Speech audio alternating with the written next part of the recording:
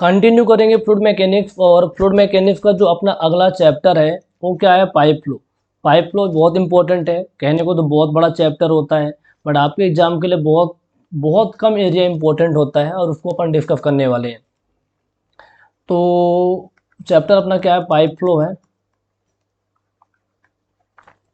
अच्छा, पाइप के अंदर जो हमारा फ्लूइड फ्लो होता है, पाइप के अंदर फ्लूइड फ्लो होता है। अब पाइप के अंदर क्या होता है, फ्लूइड फ्लो होगा। अब उस फ्लूइड में दोनों चीज़ें आ जाएंगी, एक तो लिक्विड भी आ जाएगा, लिक्विड भी फ्लो हो सकता है, गैस भी फ्लो हो सकता है। ठीक है, जब पाइप के अंदर लिक्विड फ्लो होता है, जब पाइप के अंदर लिक्विड फ्लो होता है, जब पाइप के अंदर क्या होता है, लिक्विड फ्लो होता है, तो कुछ ना कुछ रेजिस्टेंस बीच में आते हैं, जिसके कारण जो हमारा लिक्विड का फ्लो है कुछ दूर तक ही हो पाता है ना, कुछ दूर तक ही हो पाता है, पर्टिकुलर डिस्टेंस में ही हो पाता है। अब जब रेजिस्टेंस आएंगे, जब रेजिस्टेंस आएंगे तो क्या होगा, रेजिस्टेंस आएंगे तो एनर्जी में लाफेस होगी, है ना। जो हमारे फ्लूइड था उस फ्लूइड की एनर्जी में क्या होगा, कमी आएगी, एनर्जी लॉस होगी। मैंने क्या बोला कि पाइप के अंदर फ्लूइड फ्लो होता है, फ्लूइड में लिक्विड और गैस दोनों हो सकते हैं।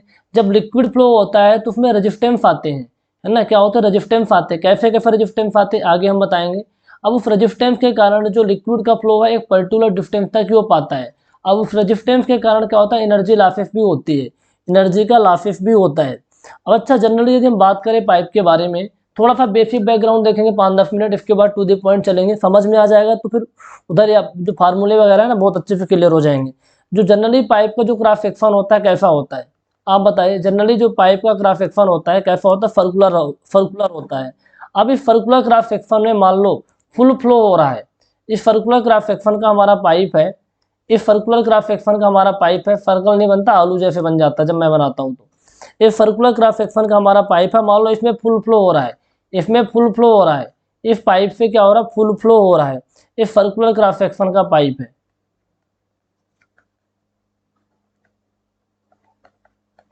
सर्कुलर क्रॉस सेक्शन का पाइप है, और इसमें क्या हो रहा है, पाइप से लिक्विड का फ्लो हो रहा है।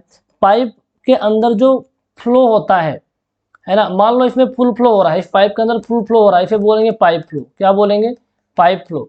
मान लो इस सर्कुलर क्रॉस सेक्शन के पाइप में फुल फ्लो नहीं हो रहा है, हाफ फ्लो हो रहा है।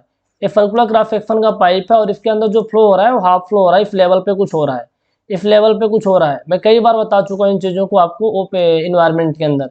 इसे बोलते हैं ओपन चैनल। क्या बोलते हैं, open channel flow, open channel flow बोलते हैं। जब हाफ फ्लो होता है तो ओपन चैनल फ्लो बोलते हैं, जब फुल फ्लो होता है तो क्या बोलते हैं, पाइप फ्लो बोलते हैं। क्या बोलते हैं भैया, पाइप फ्लो बोलते हैं। जब पाइप का क्रॉस सेक्शन फुल फिल ना हो, है ना, तो फिर बोलेंगे ओपन चैनल। जब फुल होता है फिर पाइप फ्लो बोलते हैं। अच्छा, पाइप फ्लो के बारे में इतनी चीज़ तो आपको क्लियर हो गई, इतनी चीज़ें तो क्लियर हो गई। अब पाइप के क्रॉस सेक्शन कैसे हो सकते हैं, ट्रायंगुलर भी हो सकते हैं, रेक्टेंगल भी हो सकते हैं, स्क्वायर भी हो सकते हैं, सर्कुलर भी हो सकते हैं, कैसे भी हो सकते हैं, ये चीज़ तो आपको पता है। पाइप के अंदर जो फ्लूइड फ्लो होता है, पाइप के अंदर जो फ्लूइड फ्लो होता है किसकी वजह से होता है, प्रेशर के कारण होता है। ये बात तो आपको पता है। पाइप के अंदर जो फ्लूइड का फ्लो होता है किसकी वजह से होता है भैया, वो प्रेशर की वजह से होता है ना। एक पॉइंट से दूसरे पॉइंट तक जब लिक्विड फ्लो करता है, ट्रांसपोर्ट करता है, वो प्रेशर के कारण होता है। किसके कारण, प्रेशर के कारण होता है, ये चीज़ तो पता है। अब जब ये लिक्विड प्रेशर के कारण पाइप के अंदर फ्लो होता है तो इसमें दो टाइप के रेजिस्टेंस आते हैं, दो टाइप के रेजिस्टेंस आते हैं। वो कैसे रेजिस्टेंस आते हैं मैं बता रहा हूँ आपको। वो दो टाइप के रेजिस्टेंस आते हैं, जस्ट अ मिनट, क्या हो रहा है इशू, क्या आ रहा है। ओके, तो मैंने क्या बोला, जब पाइप के अंदर हमारा लिक्विड फ्लो होता है तो दो टाइप के रेजिस्टेंस आते हैं। वो रेजिस्टेंस क्या होते हैं, रेजिस्टेंस के कारण जो लिक्विड की एनर्जी होती है वो डाउन होती है, लिक्विड की एनर्जी डाउन होती है। तो दो टाइप के रेजिस्टेंस आते हैं। एक तो जो फ्लूइड के पार्टिकल फ्लो होते हैं, है ना, तो उनके पार्टिकल और पार्टिकल के बीच में ही आ जाता है रेजिस्टेंस, फिर बोलते हैं विस्कस रेजिस्टेंस, विस्कस रेजिस्टेंस बोलते हैं। और एक होता है फ्लूइड के लेयर और सरफेस के बीच में, पाइप के सरफेस के बीच में जो आता है उसे बोलते हैं फ्रिक्शनल रेजिस्टेंस। क्या बोलते हैं,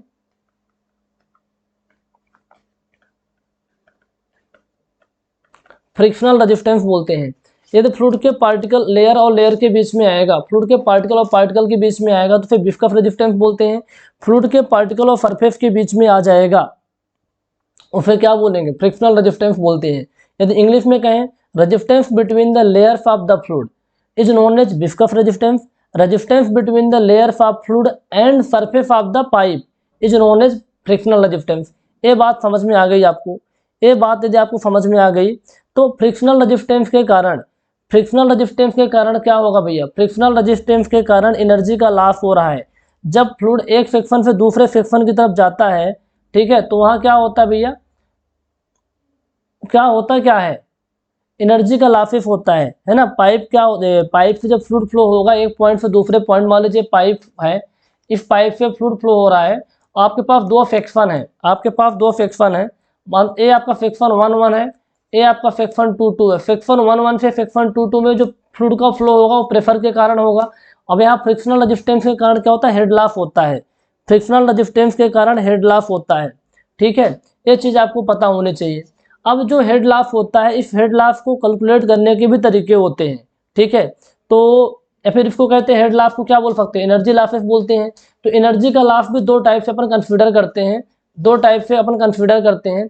एक तो जो फ्रिक्शनल रेजिस्टेंस के कारण लॉस होता है, इसको बोलते हैं मेजर लॉसेस। क्या बोलते हैं? Major losses. अब जो सबसे ज़्यादा होता है ना, इसी के चक्कर में होता है फ्रिक्शनल रेजिस्टेंस।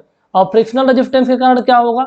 जैसे लिक्विड फ्लो हो रहा है और ये पाइप का सरफेस है, तो पाइप के सरफेस और फ्लूइड के लेयर के बीच में जो रेजिस्टेंस डेवलप होता है वो फ्रिक्शनल रेजिस्टेंस होता है। लेयर और लेयर के बीच में जो होता है विस्कस रेजिस्टेंस होता है, ठीक है, क्या होता है? विस्कस रेजिस्टेंस होता है। ये बात आपको अच्छे से पता है गाइज। तो एनर्जी का जो लॉसेस होता है दो टाइप की होता है, एक होता है मेजर लॉसेस, दूसरा होता है माइनर लॉसेस। तो मेजर लॉसेस में फ्रिक्शनल रेजिस्टेंस ही आ जाता है। ये 80 से 90% टोटल एनर्जी लॉस का आपका होता है फ्रिक्शनल रेजिस्टेंस, ध्यान में रखना। माइनर लॉसेस में 10 से 20% आता है, 10 से 20% आता है। और माइनर लॉसेस में जैसे पाइप फिटिंग के कारण हो गया, कई बार आप डायमीटर बढ़ा देते हैं, डायमीटर घटा देते हैं, एंगल कम कर देते हैं, एंगल ज़्यादा कर देते हैं, वो माइनर लॉसेस में आते हैं, ठीक है। अब एक बात बताओ, सबसे जो आपका ये आता है ना विस्कस रेजिस्टेंस, विस्कस के कारण बहुत कम होता है, इससे एनर्जी लॉसेस कम होती है। अपन सबसे ज़्यादा आपके इसके चक्कर में होता है, फ्रिक्शनल रेजिस्टेंस के कारण में। और माइनर में मैंने बता दिया, माइनर में आपका क्या होता है? 10 से 20% होता है टोटल हेड लॉस का, ठीक है। इसमें वाला आपने डायमीटर इंक्रीज कर दिया, आपने एंगल घटा बढ़ा दिया, उसकी वजह से होता है, ठीक है। अब हम बात करेंगे मेजर जो लॉस होता है, जो सबसे ज़्यादा एनर्जी की कम होने की जो वजह होती है वो फ्रिक्शन होता है। अब उसको कैलकुलेट कैसे करोगे आप? तो हेडिंग बनाओ मेजर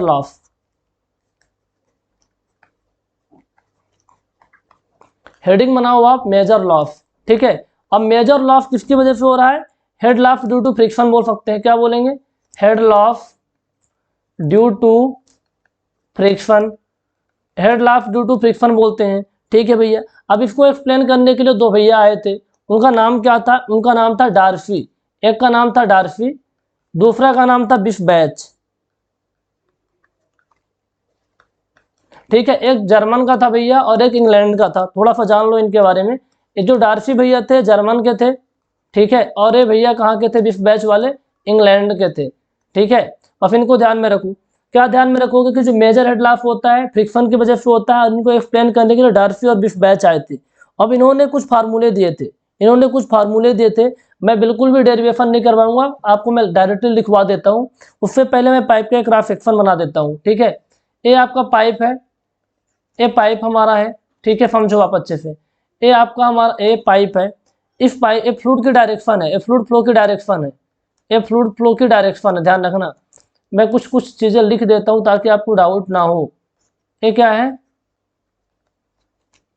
फ्लूइड फ्लो की डायरेक्शन है, ठीक है, फ्लूइड फ्लो की डायरेक्शन है। अब सेक्शन 1 1 से जैसे मान लो ये आपका सेक्शन 1 1 है, ये सेक्शन 1 1 है, ये आपका सेक्शन 2 2 है, समझते हैं सेक्शन 2 2 है, मैं यहाँ दे देता हूँ सेक्शन 2 2 है। तो सेक्शन 1 1 से सेक्शन 2 2 तक जब हमारा फ्लूइड जाता है तो उसमें क्या होता है? फ्लूइड के लेयर और सरफेस के बीच में फ्रिक्शन काम करता है। तो फ्रिक्शन जिस डायरेक्शन में फ्लो होता है उसके अपोजिट डायरेक्शन में काम करेगा, ये आपका फ्रिक्शन काम करता है, जो कि एनर्जी को कम कर देता है, ठीक है। अब एनर्जी में कितनी कमी आई उसके निकालने के लिए बर्नौली थ्योरम यूज करते हैं। तो जैसे सेक्शन 1 पे जो प्रेशर मान लो P1 है और इस सेक्शन पे प्रेशर क्या है? P2 है।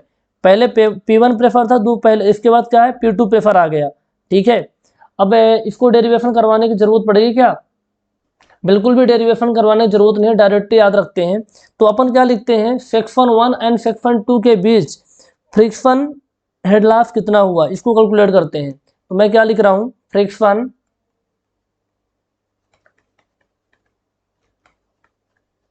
Head loss between the section 1, friction head loss between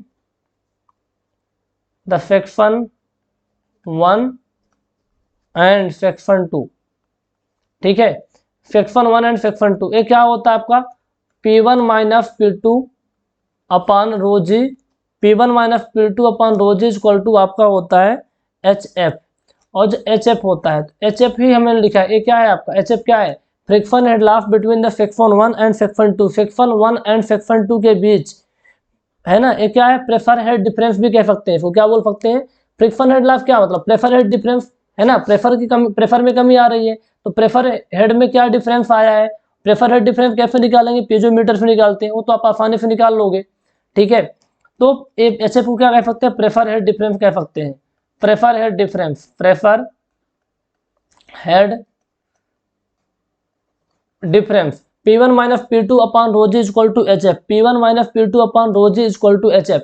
P1 section 1 पे प्रेफर था, P2 सेक्शन 2 पे प्रेफर है, सेक्शन 1 एंड सेक्शन 2 के बीच प्रेफर में कितना डिफरेंस आया। और प्रेफर में कमी क्यों आएगी भैया, कमी आएगी फ्रिक्शन के कारण। फ्रिक्शन क्या होता है, पाइप की सरफेस और फ्लूइड के लेयर के बीच में लगता है, ये बात आपको पता होगी। ठीक है, अब इसका जो फार्मूला उन्होंने, ये तो जो मैं निकाला हूं ना, ये मैं निकाला हूं विद द हेल्प ऑफ किससे, ये निकाला हूं with the help of Bernoulli equation. ये आपने बर्नौली प्रमेय से मैंने निकाला, बर्नौली इक्वेशन से निकाला है। लेकिन जो डार्सी और बिस्बैच भैया ने इक्वेशन दी थी उसकी मैं बात करने वाला हूं, बहुत इंपॉर्टेंट है।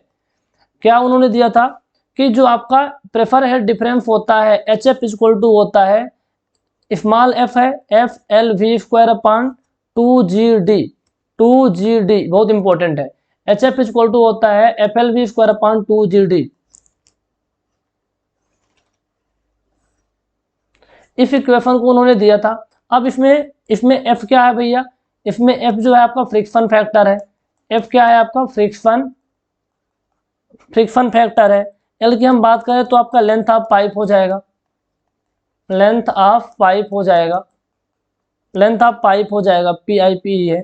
ठीक है, यदि हम V की बात करें, ये क्या हो जाएगा, मीन वेलोसिटी या फिर एवरेज वेलोसिटी कह सकते हैं, मीन वेलोसिटी या फिर एवरेज वेलोसिटी,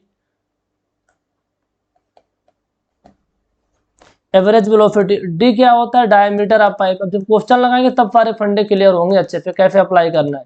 विदाउट क्वेश्चन है नॉलेज किसी काम का नहीं होगा। तो D क्या है, डायमीटर ऑफ पाइप। G कितना लेते हैं, मान लो क्वेश्चन में 10 दिया तो ठीक है, नहीं दिया तो आपको ये लेना है 9.81 मीटर स्क्वायर पर सेकंड। 10 नहीं लेते हैं, ध्यान रखना, जब दिया रहता है तभी लेते हैं। F क्या है आपका फ्रिक्शन फैक्टर, L क्या है लेंथ ऑफ पाइप, V क्या है मीन वेलोसिटी या फिर एवरेज वेलोसिटी, D क्या है डायमीटर ऑफ पाइप, G क्या है 9.81 मीटर स्क्वायर पर सेकंड। ठीक है, अच्छा ये बात तो पता चल गई कि HF बराबर क्या होता है, प्रेफर हेड डिफरेंस होता है FLV स्क्वायर अपॉन 2GD। अब फ्रिक्शन फैक्टर कैसे निकालेंगे वो मैं आपको बताऊंगा, जस्ट मिनट वेट करिए। बाकी तो सारी चीजें पता रहेगी आपको, लेंथ वेलोसिटी GD सब पता रहेगा। फ्रिक्शन फैक्टर मैं अभी बता दूंगा कैसे निकालते हैं। दूसरा एक फार्मूला और होता है, ये आपका, आप पहले ऐसे बुलेट पॉइंट बना के लिख लीजिए। दूसरा और होता है आपका HF बराबर होता है 4F dash LV square upon 2GD। 2GD यहाँ पास क्या है, वहां पास F था और यहाँ पास F डैश आ गया। जो F डैश आया है, F डैश क्या है, स्मॉल f ही लिखते हैं, वो ध्यान रखना, ये भी स्मॉल f ही है लेकिन डैश में है, स्मॉल f डैश है। ठीक है, तो स्मॉल f डैश को अपन क्या बोलते हैं, एक कोएफिशिएंट ऑफ फ्रिक्शन होता है। क्या होता है भैया, कोएफिशिएंट ऑफ फ्रिक्शन होता है, कोएफिशिएंट ऑफ फ्रिक्शन होता है। अब जो कोएफिशिएंट ऑफ फ्रिक्शन होता है, ये क्या रिलेशन है फ्रिक्शन फैक्टर के बीच में, ये जो फ्रिक्शन फैक्टर आपका होगा, friction factor is equal to होता है 4 times of coefficient of friction. Coefficient of friction. जो फ्रिक्शन फैक्टर होता है 4 टाइम्स होता है कोएफिशिएंट ऑफ फ्रिक्शन का, 4 टाइम्स होता है कोएफिशिएंट ऑफ फ्रिक्शन का। इसलिए चाहे तो आप 4 एफ डैफ लिख दो, चाहे आप एफ लिख दो, यानी एफ इज इक्वल टू आपका हो जाएगा 4 एफ डैफ।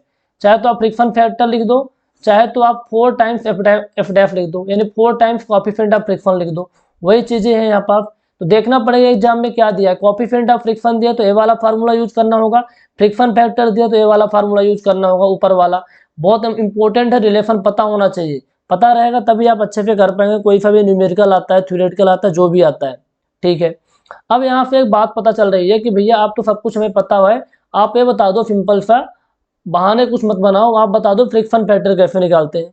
मैंने बोला ठीक है, फ्रिक्शन फैक्टर चलो देख लेते हैं। फ्रिक्शन फैक्टर आपका एग्जाम पास में है तो हमें भी फटाफट बताना है आपको फ्रिक्शन फैक्टर क्या होता है। अब इसमें भी देखना पड़ता है कि हमारा फ्लो किस टाइप का है, कि भैया हमारा फ्लो लेमिनार फ्लो है कि हमारा फ्लो टर्बुलेंट फ्लो है, लेमिनार फ्लो है कि हमारा फ्लो टर्बुलेंट है। यदि फ्लो हमारा लेमिनार होगा तो रेनॉल्ड नंबर क्या होगा, रेनॉल्ड नंबर क्या होगी, लेस देन 2000 होगी, लेस देन 2000 होगी। पहले तो हमें ये जानना पड़ेगा। यदि हमें ये पता चल गया कि रेनॉल्ड नंबर क्या है, लेस देन 2000 है, लेस देन 2000 है, तो हमारा लेमिनार फ्लो होता है। ठीक है, अब रेनॉल्ड नंबर का फार्मूला क्या होता है, मैंने अभी पिछली क्लास में बताया था आपको, rho V D upon mu, rho V D upon mu होता है रेनॉल्ड नंबर का फार्मूला, लेस देन 2000 होता है। अब लेमिनार फ्लो के केस में आपको दो चीजें दी होती हैं, क्या होता है, रेनॉल्ड एच में क्या कोएफिशिएंट ऑफ फ्रिक्शन की बात करें, फ्रिक्शन फैक्टर की, पहले हम फ्रिक्शन फैक्टर की बात कर लेते हैं, पहले हम फ्रिक्शन फैक्टर की बात कर लेते हैं, एफ की बात कर लेते हैं। ये होता है 64 अपान आर ई, इसलिए मैंने पहले से रेनॉल्ड नंबर आपको बता दिया, क्योंकि फ्रिक्शन फैक्टर बराबर होता है 64 अपान आर ई। आर ई क्या होता है, रेनॉल्ड नंबर। रेनॉल्ड नंबर, अब रेनॉल्ड नंबर के बेस पे अपन फ्लो को डिसाइड करते हैं, ऊपर मैंने बता दिया। तो फ्रिक्शन फैक्टर निकालने में कोई दिक्कत होगी आपको, नहीं होगी ना, क्योंकि 64 अपान आर ई दिया है। आर ई क्या होता है, रो वी डी अपान म्यू होता है, आसानी से आप निकाल लेंगे, कोई बड़ी बात नहीं है। ठीक है, कोई बड़ी बात नहीं है। अब यहाँ पास एक फ्रिक्शन फैक्टर आपने निकाल लिया, दूसरा आपको निकालने को हो सकता है भैया कोएफिशिएंट ऑफ फ्रिक्शन निकालो। कोएफिशिएंट ऑफ फ्रिक्शन कितना हो जाएगा, एफ बराबर क्या होता है, 4 टाइम्स आपका एफ डैश होता है, 4 टाइम्स एफ डैश होता है। तो आप क्या करोगे, एफ डैश इक्वल टू क्या हो जाएगा, एफ अपान 4 हो जाएगा। तो यानी यहाँ से जो एफ डैश निकल के आएगा 64, तो था यहाँ कितना 15 अपान आर ई हो जाएगा, कितना हो जाएगा 15 अपान आर ई हो जाएगा। Coefficient of friction equal to होगा लेमिनार फ्लो के केस में 15 upon R E. It is very very important point, remember this. यदि मान लो फ्लो आपका कैसा है, टर्बुलेंट है, टर्बुलेंट फ्लो क्या होता है भैया, वो सब मैंने बताया था, फ्लो के जो लेयर्स होती है पार्टिकल की मिक्सिंग होती है, वो सब मैंने थ्योरी वाली चीजें बता दी है काइनेमेटिक के अंदर। टर्बुलेंट फ्लो, टर्बुलेंट फ्लो के केस में जो रेनॉल्ड नंबर होता है ग्रेटर देन 4000 होता है। कितना होता है भैया, ग्रेटर देन 4000 होता है। ये चीज पता है आपको, ठीक है, ये चीज पता है आपको। तो चलिए बताइए एफ बराबर क्या होता है, एफ बराबर होता है आपका, एफ क्या है आपका, फ्रिक्शन फैक्टर। ये 0.316 अपान आर ई की पावर 1/4 होता है, आर ई की पावर 1/4 होता है। अब आर ई क्या होता है, रेनॉल्ड नंबर होता है, कितना होता है टर्बुलेंट केस में 4000 से ज्यादा होता है। ठीक है, तो 0.316 आर ई की पावर 1/4 होता है, ये friction factor. Coefficient of friction की बात करें तो ये आपका आता है 0.079 आर ई की पावर 1/4। अब हमसे बोलेंगे सर एग्जाम में कैसे याद रहेगा, तो आप लेमिनार का याद रखो, टर्बुलेंट का कभी नहीं आता। ठीक है, अब आएगा भी थोड़ा सा ध्यान में रख सकते हैं, बट आता नहीं है जनरली। तो फ्रिक्शन फैक्टर निकालते बन जाएगा। तो हम क्या पढ़ रहे थे कि हेड लॉस हो रहा है, फ्रिक्शनल हेड लॉस। तो डार्सी और बैच ने फार्मूला दिया था FLV²/2GD का। मेरा दिमाग चकरा गया भैया कि एफ कहाँ से लाएंगे, फ्रिक्शन फैक्टर कैसे लाएंगे, तो कैसे कैलकुलेट करेंगे। तो बहुत आसान था, बहुत आसानी से मैंने बता दिया आपको लेमिनार फ्लो और टर्बुलेंट फ्लो के केस में क्या क्या होता है, अच्छे से आप कर सकते हैं। ये तो बात सही थी। फिर इसके बाद एक भैया और आते हैं, है ना, भैया नहीं है, सब साइंटिस्ट है, ध्यान रखना। एक साइंटिस्ट आते हैं कि बोलते हैं कि मैं भी, हमारा भी एक फार्मूला है, इस फार्मूले की हेल्प से भी आप निकाल सकते हैं, इस फार्मूले की हेल्प से भी फ्रिक्शनल हेड आप निकाल सकते हैं। एक तो मैंने बर्नौली इक्वेशन बताया, दूसरा मैंने डार्सी और बैच इक्वेशन बताया, तीसरा आता है चेजी फार्मूला। चेजी ने क्या कहा ये देखिए, चेजी फार्मूला, चेजी ने फार्मूला दिया था। अब चेजी ने क्या फार्मूला दिया मैं आपको बताने वाला हूँ। चेजी ने क्या फार्मूला दिया मैं आपको बताने वाला हूँ। इनका फार्मूला था v is equal to phi under root M I, v is equal to phi under root M I. ये इनका फार्मूला था, किसका, चेजी का, कि दो फ्रैक्शन के बीच में प्रेफर हेड डिफरेंस आपको निकालना है तो आसानी से निकाल सकते हैं। अब इसमें जो आई बराबर होता है ना, आई बराबर होता है टेन थीटा। क्या होता है, टेन थीटा। इसको अपन लिखते हैं एच एफ अपान एल, एच एफ अपान एल, है ना, एच एफ अपान एल कह सकते हैं, ठीक है। और जो आपका फी होता है, एफ फी आपका चेजी कांस्टेंट होता है, चेजी कांस्टेंट होता है, ठीक है, चेजी कांस्टेंट होता है।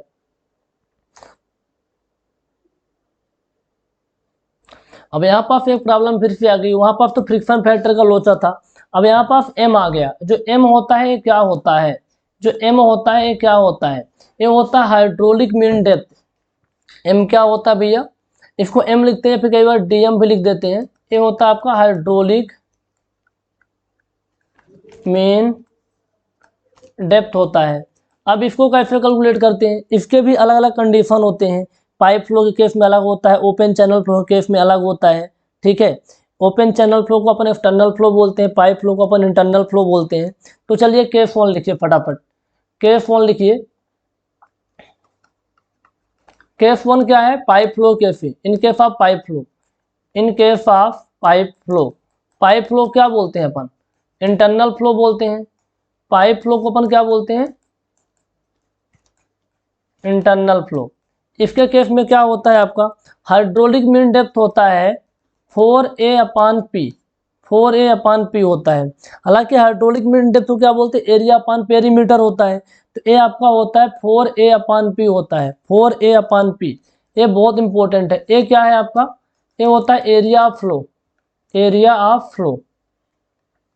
पी आपका क्या होता है, वेटेड पेरीमीटर, वेटेड पेरीमीटर, ठीक है। तो ये चीज इंपॉर्टेंट है।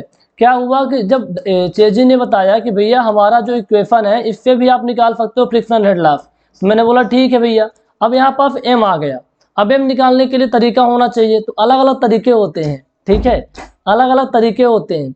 पाइप फ्लो केस में क्या होता है, 4a अपान पी होता है, ठीक है।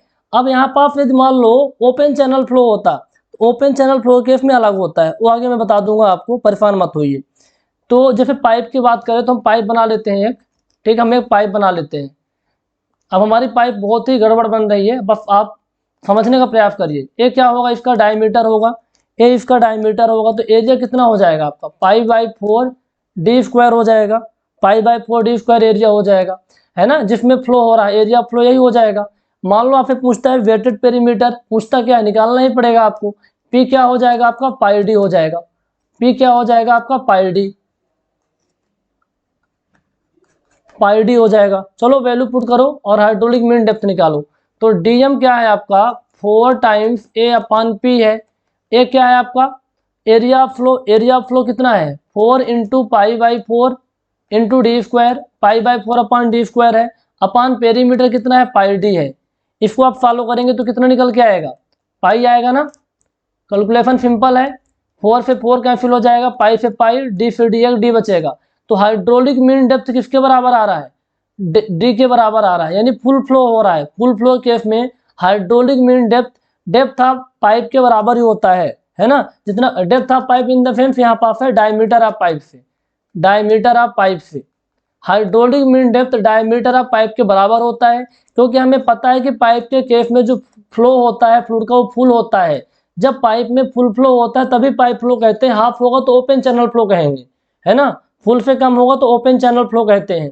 तो हाइड्रोलिक मीन डेप्थ आप निकाल लेंगे, हाइड्रोलिक मीन डेप्थ क्या होगा, डायमीटर ऑफ पाइप के बराबर निकल के आ गया, कोई इशू नहीं है, बहुत अच्छे से आप निकाल लेंगे, ठीक है, बहुत ही अच्छे से आप इसको निकाल लेंगे। अब यही मान लीजिए केस 1 हमने ले लिया था किसके लिए, पाइप फ्लो के लिए।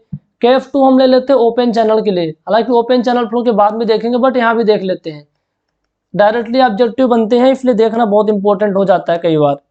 ये आपका डीएम लिखिए, फिर एम लिखिए, है ना, in case of open channel flow, in case of open channel flow, OPF के केस में क्या हम देखने वाले हैं? ओपीएफ के केस में भैया पता है ना आपको, हाइड्रोलिक मीन डेप्थ, इसको एम से लिखते हैं, फिर डीएम भी लिख देते हैं। तो एम बराबर क्या होता है इसमें? Area of flow upon wetted perimeter होता है, area of flow upon wetted perimeter. मान लीजिए पाइप का क्रॉस सेक्शन क्या है,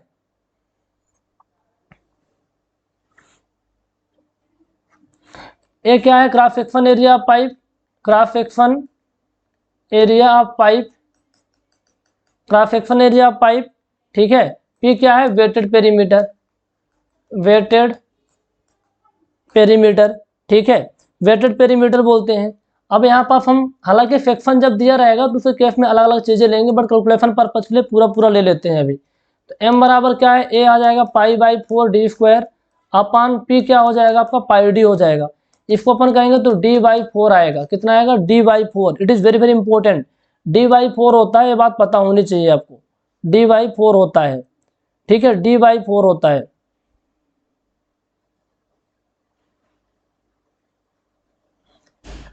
अच्छा, पाइप फ्लो के केस में रेनॉल्ड नंबर कितना होता था? पाइप फ्लो के केस में जो रेनॉल्ड नंबर होता था वो होता था आपका रो वी एल अपान म्यू, रो वी एल अपान म्यू होता था। तो यहाँ कितना हो जाएगा? एल इन द सेंस क्या था? कैरेक्टरिस्टिक्स लेंथ, जो कि डी के बराबर होता है, मैंने निकाल के बताया था आपको, rho V D upon mu होता है ना, रो वी डी अपान म्यू होता है, ठीक है। ये पाइप फ्लो के केस में, किसके केस में? पाइप के केस में, ध्यान रखना, पाइप के केस में। अब दूसरा मान लो रेनॉल्ड नंबर आपको निकालना है ओपन चैनल फ्लो के केस में, तो क्या हो जाएगा? यहाँ पास जो आपका एल है, एल कितना आ रहा है? करेक्ट, यहाँ पर डी बाई 4 आ रहा है ना, तो ये आपका हो जाएगा rho V D upon 4 mu, rho V D upon 4 mu आ जाएगा। ये क्या होगा? Rho V D upon 4 mu, और ये पाइप के केस में ऊपर वाला रहेगा। ये बात आपको पता चल गई बहुत अच्छे से, इनको आपको ध्यान में रखना भी पड़ेगा, ध्यान में रखना भी पड़ेगा।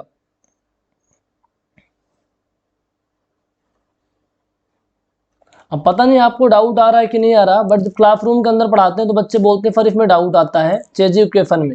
चेजी इक्वेशन क्या होती है? v बराबर सी अंडर रूट एम आई होती है, ये पता है। आई बराबर क्या होता है? एच एफ अपान एल होता है। और आपने m तो निकाल दिया। जैसे m की बात करें ओपन चैनल फ्लो में तो कितना होता है? डी बाई 4 होता है, डी बाई 4 होता है ओपन चैनल फ्लो केस में। सर यहाँ बताइए हम यहाँ पर निकालेंगे कैसे? हमारा मेन मकसद था चेजी इक्वेशन से फ्रिक्शनल हेड लाफ निकालना, लेकिन फ्रिक्शनल हेड लाफ का नामो निशान कहीं नहीं है। तो मैं बोलता हूँ भैया घबराओ नहीं, मैं बता रहा हूँ आगे आपको। तो मैं क्लास में क्या बताता हूँ? v इक्वल टू सी है, अब अंडर रूट m क्या है आपका? D by 4, D by 4। But बोलेंगे सर ऑफलाइन क्लास चलती है? भैया बिल्कुल भी ऑफलाइन नहीं चलती, अब तो मैं केवल और केवल ऑनलाइन ही पढ़ाता हूँ आप लोगों को, ठीक है, ऑफलाइन पढ़ाता ही नहीं हूँ। तो डी बाई 4 और आई क्या है? एच एफ अपान एल, एच एफ अपान एल होता है। इतना समझ में आ गया, ये तो आपको पता चल गया। अब यहाँ से निकाल सकते हैं एच एफ, यहाँ से निकाल सकते हैं, दोनों साइड आप स्क्वायर कर दो तो V square equal to phi square हो जाएगा, और फी स्क्वायर हो जाएगा, और अंडर रूट हट जाएगा ना, यहाँ लिखते नहीं बन रहा है, D by 4 into H F upon L आप लिख देंगे। अब इसको एच एफ यहाँ से निकाल लीजिए, यहाँ से एच एफ निकाल लीजिए, तो एच एफ इक्वल टू कितना आएगा आप खुद ही बताओ? 4 आएगा, 4 आएगा, एल आपका एल चला जाएगा उस साइड, वी स्क्वायर हो जाएगा 4 एल वी स्क्वायर, ठीक है। और क्या आ जाएगा आपका? सी स्क्वायर डी, सी स्क्वायर डी। ये आपका होता है चेजी के द्वारा निकालने का तरीका। फ्रिक्शनल हेड लाफ यदि चेजी इक्वेशन से निकालना चाहोगे भैया, ये फार्मूला होता है 4 L V square upon C square into D, ठीक है। सी क्या है आपका? चेजी कांस्टेंट है, चेजी कांस्टेंट है जो को आपको गिवन रहेगा, जो कि आपको क्वेश्चन में गिवन रहेगा। तो यहाँ पास अच्छा ये तो आपका आ गया, एक किसके द्वारा है भैया? चेजी ने जो बोला था उसके द्वारा है। अच्छा डार्सी वाला याद है क्या आपको? क्या था भैया वो था आपका एफ एल वी स्क्वायर अपान 2 GD, F L V square अपान 2 GD था। अब यहाँ पास देखिए ये किसने दिया था? ये आपका डार्सी वाला है, ये आपका डार्सी वाला है। दोनों का आर्डर सेम तरीके से दिख रहा है आपको, दोनों का आर्डर सेम तरीके से दिख रहा है।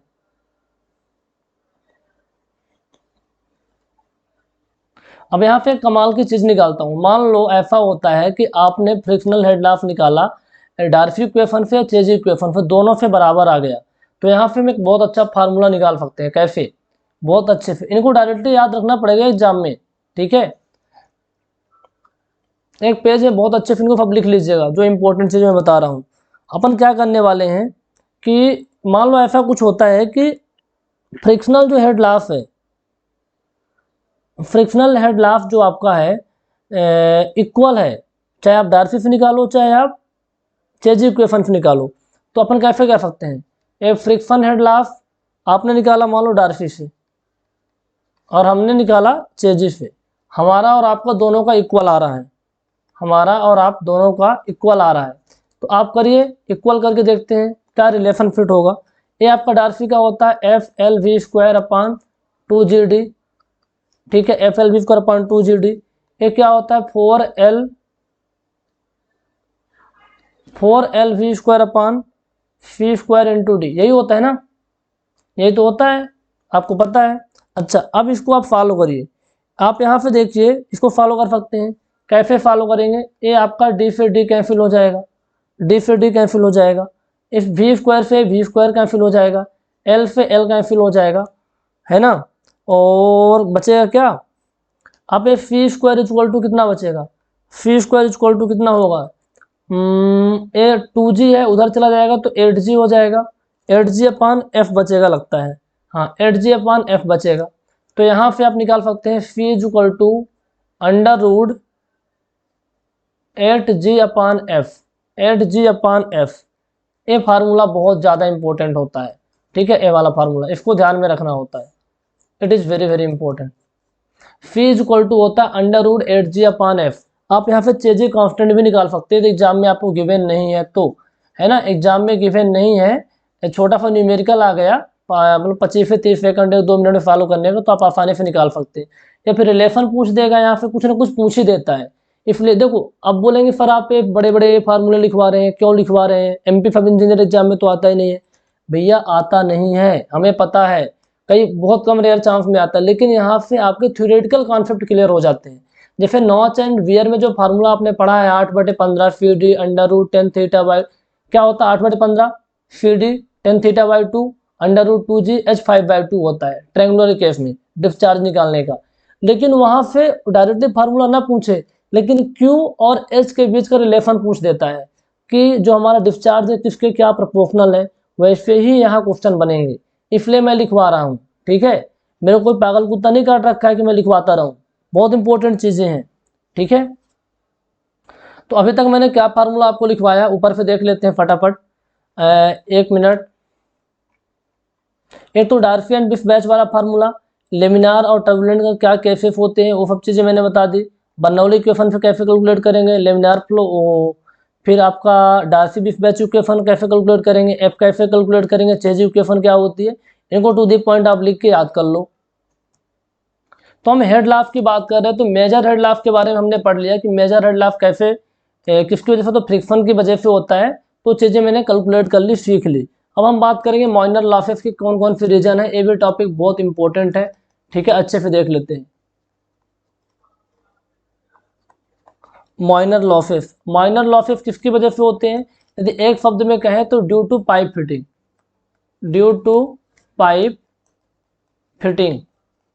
पाइप फ्लो के अंदर माइनर लॉसेस कैसे आते हैं, ड्यू टू पाइप फिटिंग। अब कौन कौन से होते हैं पहले उसकी लिस्ट आप लिख लीजिए।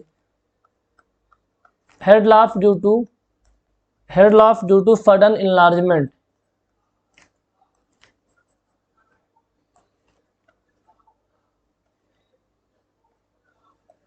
Head loss due to sudden, head loss due to sudden enlargement पहला होगा, ठीक है। दूसरा होता है head loss due to, loss due to exit of pipe, बहुत इंपॉर्टेंट है, इसको अच्छे से मैं करवाऊंगा, परेशान मत होना डिटेल में। एग्जिट ऑफ पाइप, ठीक है। Loss due to sudden contraction, sudden contraction, ठीक है, loss due to sudden contraction. Fourth आप लिख लीजिए loss due to, loss due to pipe bend, loss due to pipe bend. Fifth आप लिख लीजिए loss due to entry in pipe, entry in pipe. ये आपके 5 माइनर लॉसेस होते हैं due to pipe fitting, 5 minor losses होते हैं, ठीक है, पाइप फिटिंग के कारण। तो सडन इनलार्जमेंट के कारण अचानक से डायमीटर बढ़ गया, जहाँ पे फ्लूइड एग्जिट हो रहा है, पाइप का अचानक से डायमीटर कॉन्ट्रैक्ट हो गया, पाइप अचानक से मुड़ गई, या फिर पाइप के अंदर फ्लूइड एंट्री कर रहा है। ये पांच रीजन होते हैं, है ना, जिसकी वजह से हेड लॉस होता है, माइनर हेड लॉस होते हैं। अब अच्छे से एक एक करके देखेंगे। अब देखिए, इनको पढ़ने के बहुत सारे तरीके हैं कि आप डेप्थ में आपको इनको डेरिवेशन करवाऊं, बट नहीं, डायरेक्टली फार्मूला और थोड़ा थोड़ा एक्सप्लेनेशन, वहाँ से आपके सारे क्वेश्चन हो जाएंगे। चलिए पहला देख लेते हैं, सडन इनलार्जमेंट के कारण। पहला अपन क्या लिखेंगे, losses due to sudden enlargement. Enlargement का मतलब होता है डायमीटर का अचानक से बढ़ जाना, ठीक है, डायमीटर का अचानक से बढ़ जाना, मतलब पहले कम डायमीटर की पाइप थी, फिर ज़्यादा डायमीटर की पाइप आ गई। जैसे पाइप का डायमीटर पहले इतना था, पाइप का डायमीटर इतना था, अब आपको आगे बहुत लंबी लेंथ तक फ्लो करवाना था, मतलब आपको इस पॉइंट से लेकर के इस पॉइंट तक पानी को ले जाना है। आपके पास छोटी वाली पाइप, कम डायमीटर की पाइप इतनी बड़ी थी, और आगे पाइप की कमी थी, आपने बड़ी डायमीटर की पाइप लगा दी, लेट सपोज।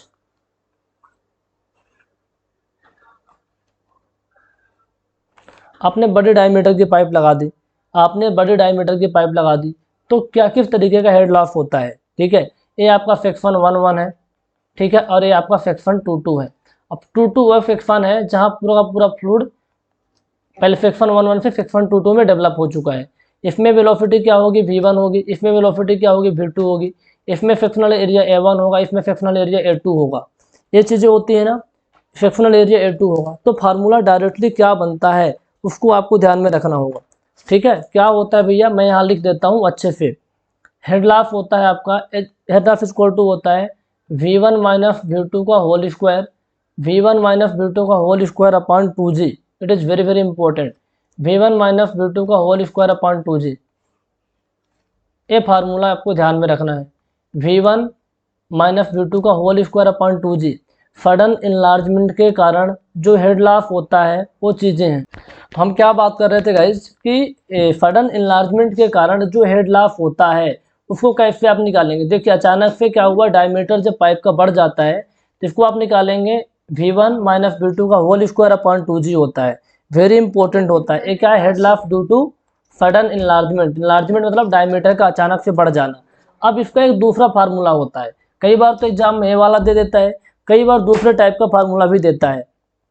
यदि आप एक काम करो, सेक्शन 1 एंड सेक्शन 2 के बीच आप कंटिन्यूटी इक्वेशन लगाओ, तो क्या हो जाएगा, A1 V1 equal to A2 V2, यही आप लिखेंगे। तो V2 बराबर कितना हो जाएगा आपका, A1 V1 अपान A2 आ जाएगा, A1 V1 अपान A2 आ जाएगा। अब आप क्या करो, V2 की वैल्यू यहाँ पुट कर दो, V2 की वैल्यू आप यहाँ पुट कर दो। तो कैसे पुट करोगे, head loss is equal to आपका कितना हो जाएगा, ब्रैकेट V1 A1 V1 अपान A2 का होल स्क्वायर, ये लिखेंगे, अपान 2G। कोई इशू नहीं है यहाँ तक, वैल्यू पुट करते बन जाएगा, सबसे बन जाएगा, 5वीं क्लास के बच्चे से बन जाएगा, आपसे ही बन जाएगा, हमें पूरा भरोसा है, आप कर लेंगे। अब यहाँ से अपन कॉमन क्या ले सकते हैं, यहाँ से अपन इसको सॉल्व करेंगे तो कितना हो जाएगा, V1 square upon 2G bracket 1 minus A1 अपान A2, जस्ट मिनट, A1 अपान A2 का होल स्क्वायर, यही बचेगा, A1 अपान A2 का होल स्क्वायर सॉल्व कर लेना, V1 square bracket 2G bracket 1 minus A1 अपान A2 का होल स्क्वायर। तो यदि आपको एग्जाम में ज़्यादा कुछ नहीं करना है तो आप इसको ध्यान में रख लेना अच्छे से, V1 square upon 2G bracket 1 minus A1 अपान A2 का होल स्क्वायर। ये फार्मूला आपको ध्यान में रखना होगा, ठीक है, बहुत इंपॉर्टेंट है सब इंजीनियर के लिए। हेड लॉस बहुत सारे क्वेश्चन आते हैं, ठीक है, खास के minor head loss, major head loss, minor से तो बहुत सारे आते हैं। फार्मूला कैसे, पहला वाला याद कर लेंगे, दूसरा वाला कंटिन्यूटी इक्वेशन को पुट करके निकाल लेंगे, या फिर याद रख लेंगे v1 square upon 2g bracket 1 minus a1 upon a2 का होल स्क्वायर। ठीक है, आपको डेटा दिया रहेगा तो आसानी से कैलकुलेट भी कर सकते हैं। अब दूसरे टाइप का हेड लाफ अपन देख लेते हैं। दूसरे टाइप का मैंने क्या लिखवाया था अभी, just minute, loss due to exit of the pipe है ना, या फिर हेड लाफ बोलते हैं, head loss due to exit of the pipe.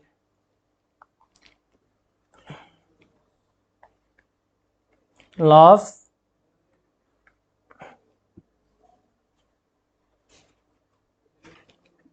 Head loss लिखते हैं, ज़्यादा सही शब्द लगता है, हेड लाफ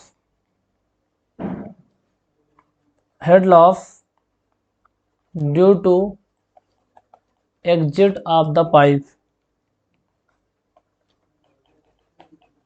अब एग्जिट ऑफ द पाइप में क्या हेड लाफ हो गया, देखो ये आपका पाइप था, मान लो इधर से फ्लूइड फ्लो हो रहा है, इधर फ्लूइड फ्लो हो रहा है।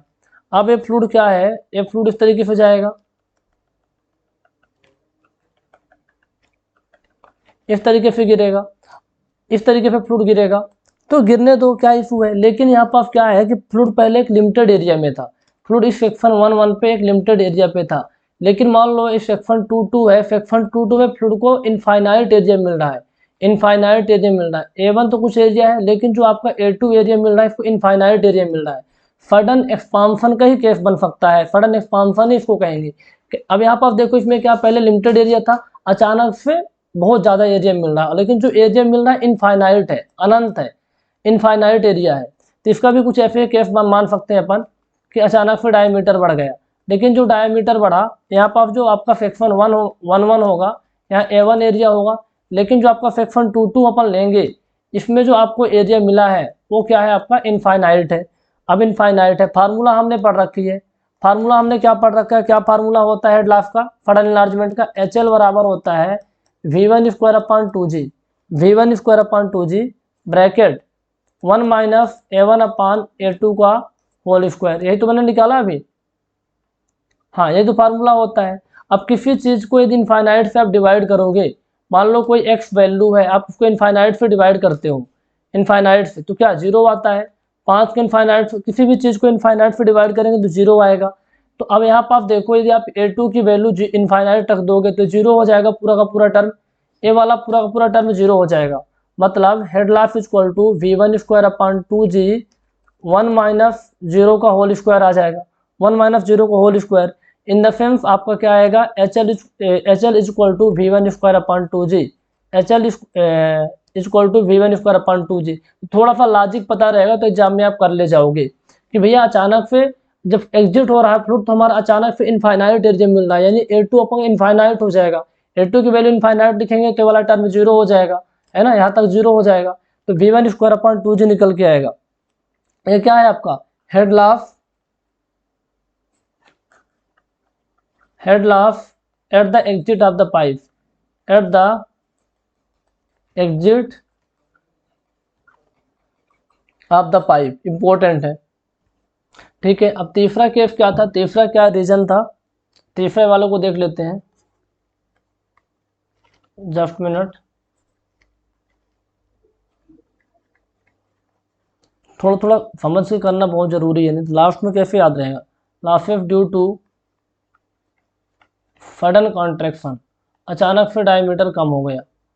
अब अचानक से जब डायमीटर कम होता है तो क्या होता है आपको पता है ना, फ्लो एरिया बहुत कम हो जाता है, वेना कॉन्ट्रैक्टर की सिचुएशन आती है, वैसे ही कुछ होगा यहाँ। ये आपका डायमीटर पहले इतना था, ये आपका डायमीटर इतना था, अचानक से डायमीटर कम हो गया, अचानक से क्या होता है, डायमीटर कम हो जाता है, अचानक से डायमीटर कम हो गया। जैसे ये आपका सेक्शन 1, यहाँ से क्या है, फ्लूइड हमारा फ्लो हो रहा था इस तरीके से, इस तरीके से। अब यहाँ पहले डायमीटर ज़्यादा था, यदि आप सेक्शन 1 की बात करोगे, एक सेक्शन 1 में डायमीटर ज़्यादा था, लेकिन यदि हम सेक्शन 2 पे बात करें, सेक्शन 2 पे बात करें तो सेक्शन 2 पे डायमीटर कम है, यानी सडन कॉन्ट्रैक्शन हो गया। अब सडन कॉन्ट्रैक्शन होने की वजह से क्या हेड लॉस होगा, पानी की एनर्जी में क्या कमी आएगी, ये चीज़ फाइंड आउट करना है।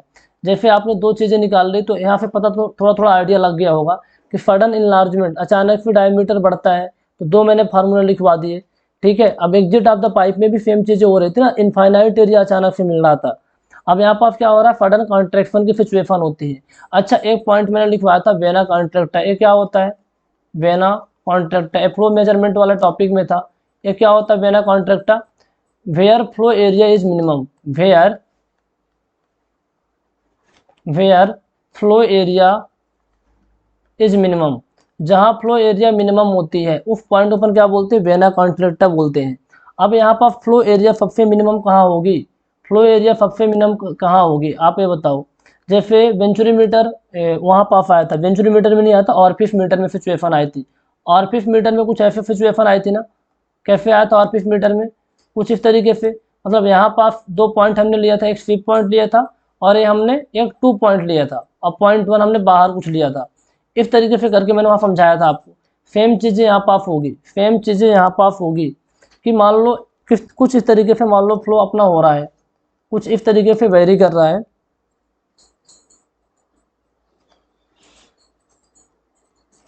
ठीक है, तो अपन 2 पॉइंट लेते हैं। ठीक है, डायग्राम उतना अच्छा नहीं बन पा रहा पर समझना है आपको। ये आपका एक सी पॉइंट है, ये सी पॉइंट है और एक 2 पॉइंट है। अब इनके बीच में क्या होगा, इनके बीच में कितना एरिया का डिफरेंस आ रहा है, इस पॉइंट को अपन वेना कॉन्ट्रैक्टा बोलेंगे। क्या बोलेंगे, वेना कॉन्ट्रैक्टा बोलते हैं, वेना कॉन्ट्रैक्टा बोलते हैं। अच्छा आपको पता है फार्मूला क्या होता है हेडलाफ का, हेडलाफ का मैंने पहले जो फार्मूला ऊपर बताया उसमें क्या बताया था, V1 माइनस V2 का whole square upon 2G, V1 minus V2 का होल स्क्वायर अपॉन 2G। तो आप एक काम करो, यहाँ V1 को आप Vc लिख सकते हो, है ना, velocity at vena contracta, velocity at vena contracta C point पर। और आप जो V2 है ना, उस V2 को आप V2 ही लिख दो, जो आपके Vc के बगल वाला पॉइंट है, सी के बगल वाला पॉइंट है, इस पॉइंट की बात कर रहा हूँ मैं। ठीक है, आप इस वैल्यू को पुट करो, जब आप वैल्यू को पुट करोगे तो थोड़ा सा फार्मूले में चेंजेस आएगा, करते हैं। HL बराबर क्या होता है, अब आप मत बोलना फिर डेरिवेशन करवा रहे हो, अब इसको कैसे याद रखेंगे, कोई तरीका ही नहीं है, इसको यही करना पड़ेगा। तो जहाँ पास V1 था वहाँ पास Vc आप लिख दो, अपान होल स्क्वायर अपान 2G, ये चीज़ें आ जाएंगी। अब वहाँ क्या था, तो V1 था ना, तो V1 स्क्वायर अपान 2G बाहर आया था। अब यहाँ Vc है तो Vc स्क्वायर अपान 2G बाहर आ जाएगा। नहीं, वहाँ पास क्या था, V2 स्क्वायर अपान 2G बाहर आया था, तो यहाँ भी क्या आएगा, V2 स्क्वायर अपान 2G बाहर आ जाएगा। रटने वाली बात नहीं है, करके देख सकते हैं। Vc अपान V2 माइनस 1, ये चीज़ें आपकी निकल के आएंगी, ये चीज़ें होगा ना, V2 square upon 2G, Vc upon V2 minus 1 का होल स्क्वायर आएगा, माइनस 1 का ये आपका होल स्क्वायर हो जाएगा। ठीक है भैया, ये चीज़ समझ में हमें आ गई, देख लीजिए दिख रहा होगा आपको अब।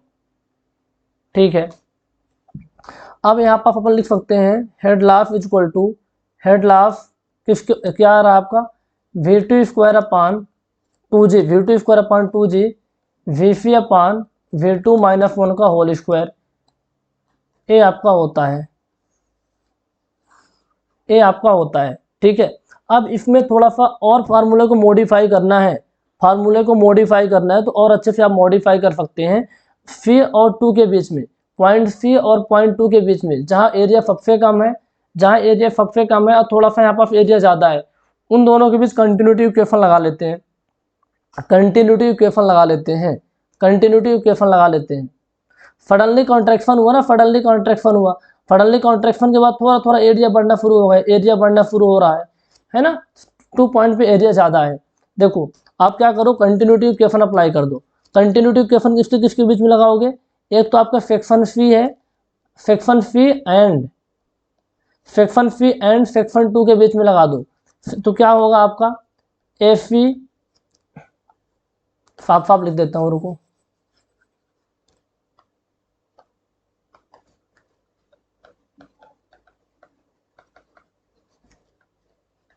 continuity equation apply between section C and section 2, तो क्या होगा भैया, अप्लाई करके देखो, ये आपका AC VC इक्वल टू हो जाएगा A2 V2 हो जाएगा। ठीक है, A2 V2 होता है। अच्छा कोएफिशिएंट ऑफ कॉन्ट्रैक्शन क्या हो जाएगा, coefficient of contraction area at vena contracta upon area at orifice लेते थे, यानी 0.2 पे एरिया आ जाएगा। CC बराबर AC अपान A2 हो जाएगा। जो पहले के लेक्चर देखे उन्हें कोई प्रॉब्लम नहीं आएगी, जो नहीं देखे हैं डायरेक्टली इस लेक्चर को देखेंगे तो प्रॉब्लम तो आएगी ही आएगी, इसका कोई सोल्यूशन नहीं है।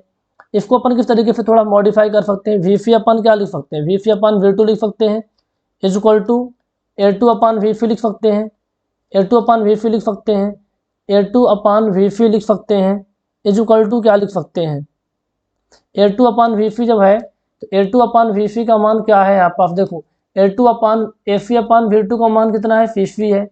तो यदि आप A two upon, just minute guys, just minute क्या ब्लंडर हो गया, जस्ट मिनट मैं क्या बोल रहा था, अच्छा कंटिन्यूटी के फॉर्म लगाई A phi V phi A two V two, ठीक है। अब यहाँ पास क्या हो जाएगा, वी फी अपान क्या हो जाएगा आपका वी टू हो जाएगा, और इसमें क्या बचा आपका ए टू अपान ए फी होगा ना, ए टू अपान ए फी, ठीक है। अब ए फी अपान ए टू आपने क्या लिखा है यहाँ पास सी फी, यदि आप ए टू अपान ए फी करोगे तो कितना हो जाएगा 1 अपान सी फी, 1 अपान सी फी। अब सी फी कैसे है, छोटा सी फी लिख लेते हैं, ठीक है, डोंट गेट कंफ्यूज, इतना बन जाएगा बात। तो इसके अपन क्या लिख सकते हैं, इसके अपन लिख सकते हैं 1 अपान सी फी, किसी को कोई इशू नहीं होगा, यहाँ तक तो कोई इशू नहीं होगा। अब यहाँ पर जो अपनी इक्वेशन निकाली है, ऊपर जो अपनी इक्वेशन निकाली है V phi upon V two, V phi upon V two का मान भी तो अपना 1 अपान सी फी के बराबर होगा, V phi upon V two equal to A two upon A phi equal to 1 upon C phi आया है, तो 1 अपान सी फी रख सकते हैं V phi upon V two की जगह पे। चलिए वैल्यू पुट कर दीजिए, तो एच एल इक्वल टू आ जाएगा V two square upon 2g bracket 1 upon C phi minus 1 का होल स्क्वायर। तो मैंने क्रैश कोर्स के अंदर भी चीज़ों को अच्छे से बताया है ताकि आपको ऐसा ना लगे सब चीज़ें रटने पड़ रही हैं, जहाँ याद करना है याद तो करेंगे लेकिन तरीके से याद करना है ना, 5 मिनट लगेगा सब कुछ करने में सारे फार्मूलों को मिला के। तो V two square upon 2g bracket 1 upon C phi minus 1 का होल स्क्वायर, ये सी फी आपको गिवन रहेगा, ठीक है, सी फी आपको गिवन रहेगा। मान लो सी फी आपको गिवन नहीं रहता तो इस वाले फार्मूलों को यूज ना करके आपको एक एम्पिरिकल फार्मूला होता है ना, इसके लिए सडन कॉन्ट्रैक्शन के लिए H L equal to 0.5 V two square upon 2g, इसको ध्यान में रख लीजिए, इसको आपको ध्यान में रख लेना है। कब ध्यान में इसको रखना भैया, जब आपको सी फी नॉट गिवन हो, ये आपका एम्पिरिकल फार्मूला है directly 0.5 V two square upon 2g, ठीक है। वैसे V two square upon 2g 1 upon C phi minus 1, C phi क्या होता है आपका भैया, सी फी क्या था coefficient of contraction, C phi क्या होता है coefficient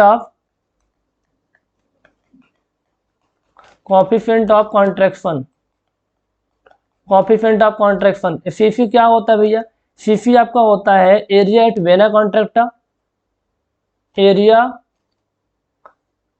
eight vena contracta, area at vena contracta upon area pipe, area pipe 8.2 अपन लिए थे। तो ये सारे फंडा आपके क्लियर होंगे, बहुत इंपॉर्टेंट है, अच्छे से कर लीजिए इनको। तो अगले टाइप का हेड लॉस क्या है, मैंने कितने बता दिए आपको, आपको 3 बता दिए ना, चौथा नंबर है फोर्थ नंबर। फोर्थ नंबर में क्या है आपका head loss due to head loss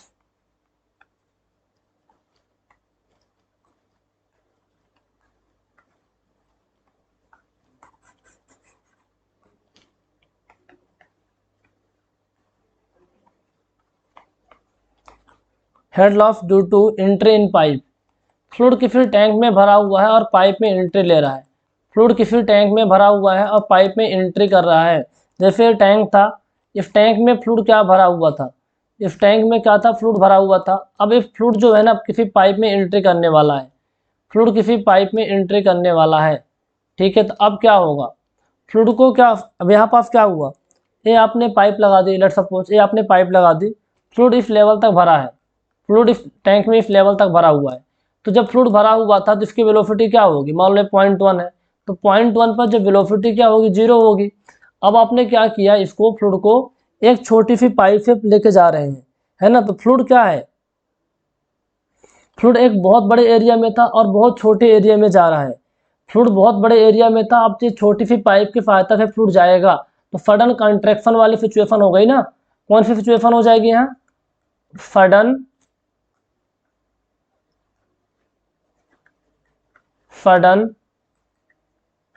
contraction, sudden contraction वाली सिचुएशन हो गई भैया। फ्लूइड बहुत बड़े एरिया में था, अब फ्लूइड को बहुत एक छोटे से पाइप से आप लेके जा रहे हो टैंक से, तो सडन कॉन्ट्रैक्शन वाली बात हो गई, सडन कॉन्ट्रैक्शन जैसा बिहेव करेगा। तो हेड लॉ का फार्मूला डायरेक्ट याद रखिए 0.5 V2 स्क्वायर अपॉन 2G वाला, 0.5 V2 स्क्वायर अपॉन 2G वाला फार्मूला याद रखना है। 0.2 V क्या है आपका, वेलोसिटी इन पाइप। V आपका क्या हो जाएगा, यहाँ पर जो V2 होगा, ये V2 की बात, V1 तो 0 हो जाएगा। वैसे भी मतलब टैंक में क्या है, टैंक में फ्लूइड रखा हुआ है स्टैटिक कंडीशन में, तो क्या ठहरा 0 था। V2 की बात होगी, V2 आपका होगा वेलोसिटी इन पाइप, वेलोसिटी इन पाइप, वेलोसिटी इन पाइप, ठीक है।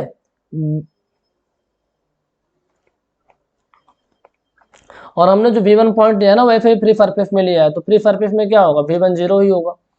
तो यहाँ पर फार्मूला तो कुछ भी याद ना रहेगा ना, तो head loss due to entry in pipe, pipe में एंट्री कर रहा है मतलब कॉन्ट्रैक्शन है, तेनी कॉन्ट्रैक्शन वाला फार्मूला आपको लगा देना है बिना कुछ सोचे समझे।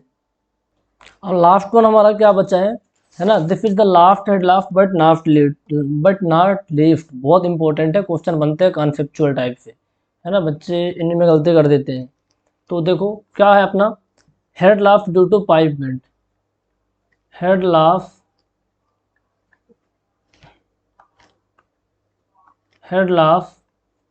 Due to pipe bend.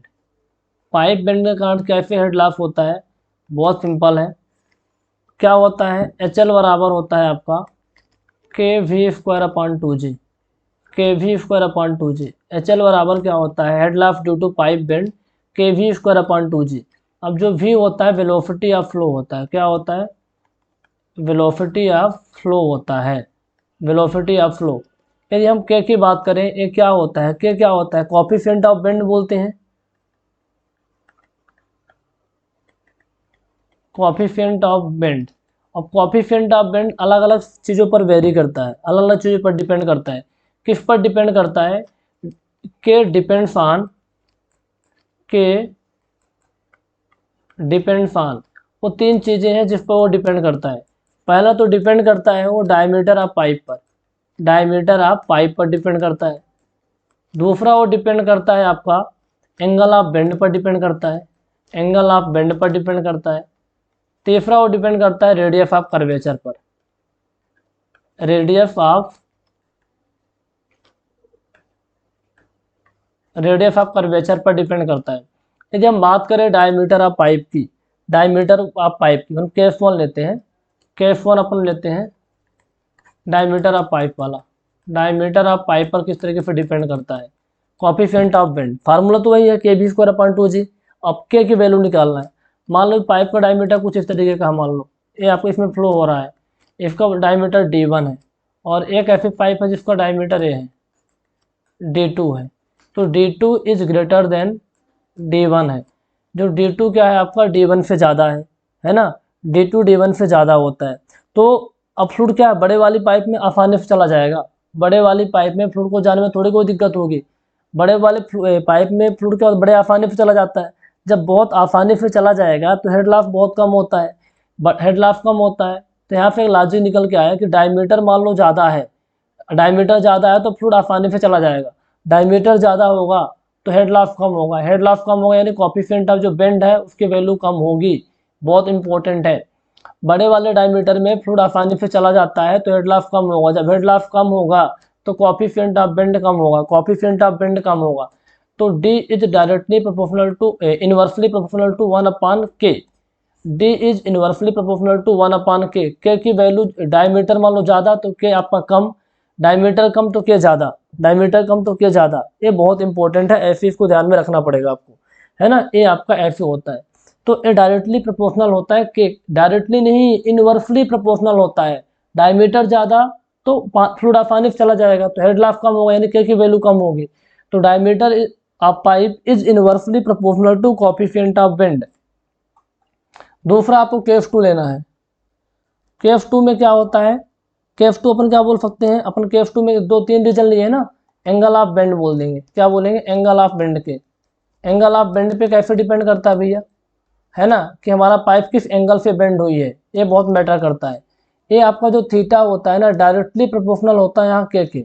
इसमें थीटा क्या होता है, डायरेक्टली प्रोपोर्शनल होता है के। एंगल जितना ज़्यादा रहेगा कोएफिशिएंट ऑफ बेंड उतना ज़्यादा रहेगा, मतलब उतना ज़्यादा हेड लाफ होगा।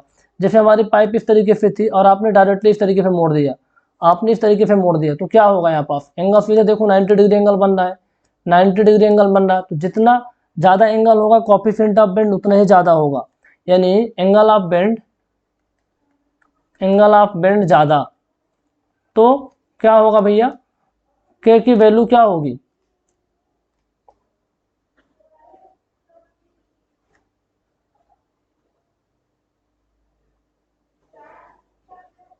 एंगल ऑफ बेंड ज़्यादा होगा तो के की वैल्यू क्या होगी, ज़्यादा होगी। एंगल ऑफ बेंड ज़्यादा होगा तो के की वैल्यू ज़्यादा होगी। एंगल ऑफ बेंड कम होगा तो के की वैल्यू कम होगी। पॉइंट 1 पॉइंट 2 यही है कि थीटा मान लो कम है आपका, तो भैया आपका जो के है वो कम होगा। आप मान लो पाइप को आप इस तरीके से मोड़ रहे हो, मान लो आराम आराम से मोड़ रहे हो, तो एंगल ऑफ बेंड क्या निकल के आएगा, ये आपका एंगल ऑफ बेंड होगा।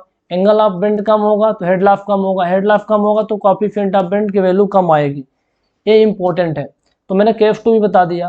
केफ 3 क्या था आपका, केफ 3 था radius of curvature,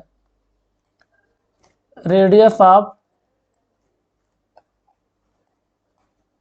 curvature.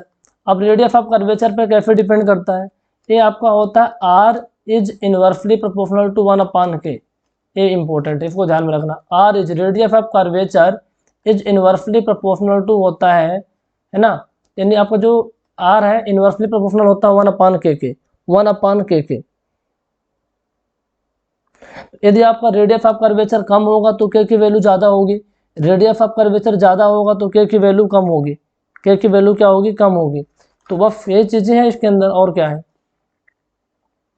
Radius of curvature मान लो ज़्यादा है, रेडियस ऑफ कर्वेचर ज़्यादा है तो के की value come, radius of curvature मान लो कम है आपका, कम है तो के की वैल्यू ज़्यादा। ये बच्चों वाली चीज़ें थी, मैंने ये बता दी आपको। तो आपके जितने भी head loss minor head loss होते हैं, head loss due to sudden contraction, sudden enlargement, है ना, पाइप के बेंड के कारण जितने भी केसेस हो सकते हैं, 5 के 5 केसेस को मैंने बता दिया माइनर लाफिस के। बहुत इंपॉर्टेंट है, बहुत अच्छे अच्छे क्वेश्चन यहाँ से बनते हैं, इन बातों को अच्छे से ध्यान में रखना होगा आपको। एक और इम्पोर्टेंट चीज़ है, जैसे आपको मैंने बताया था कि HF निकालने का, फ्रिक्शन हेड लाफ निकालने का फार्मूला मैंने बताया था डार्सी बिस्बेची इक्वेशन से। मान लो वेलोसिटी नहीं दिया, डिस्चार्ज दिया, तो कैसे आप निकालोगे, तो डायरेक्टली फार्मूला आपको याद होना चाहिए ऑब्जेक्टिव के लिए, ठीक है। इसको लिख लो हेडिंग बना के, इम्पोर्टेंट फॉर्म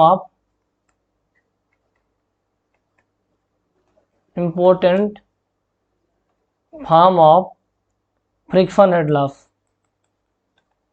फ्रिक्शन, बस डायरेक्टली लिखवा देता हूँ, डेरिवेशन नहीं करवाने वाला मैं यहाँ, ठीक है।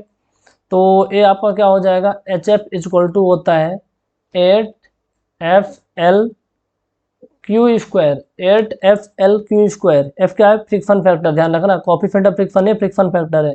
8FL Q square upon pi square है, जी है, और डी की पावर 5 है, ये बात आपको यदि याद है तो बहुत अच्छे से काम हो जाएगा। HF 8 क्या मतलब 8FL Q square upon pi square G D की पावर 5। डायरेक्टली नहीं पूछेगा तो आपको डिस्चार्ज के टर्म में कोई ना कोई क्वेश्चन बन सकता है यहाँ से, ठीक है। अब एक वैल्यू यदि आपको और याद रहती है, 8/पाई स्क्वायर इंटू जी का मान कितना आता है, 1/12.1 आता है। तो यदि इसको आप दूसरे फॉर्म में लिखें तो HF इक्वल टू कितना हो जाएगा, ये आपका यहाँ से मैं निकालता हूँ, ये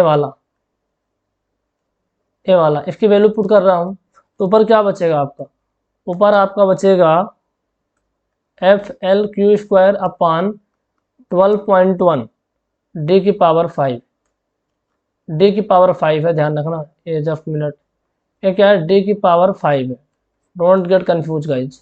FL Q square upon 12.1 D की पावर 5, ये वाला फॉर्म भी आपको पता होना चाहिए। तो अभी ये चीज़ें कंप्लीट हुई, इस लेक्चर में इतना ही। नेक्स्ट लेक्चर में 2 टॉपिक और रह गए हैं पाइप फ्लो से, एक तो arrangement of pipe, parallel connection और सीरीज कनेक्शन, दूसरा एनर्जी लाइंस। है ना, एनर्जी लाइन्स के बारे में, उनको अच्छे से देखेंगे। तब तक आप इसको अच्छे से देख लीजिए और अपने खुद के शॉर्ट नोट्स बना के प्रैक्टिस कर लीजिए क्वेश्चन की। Okay, thank you so much guys.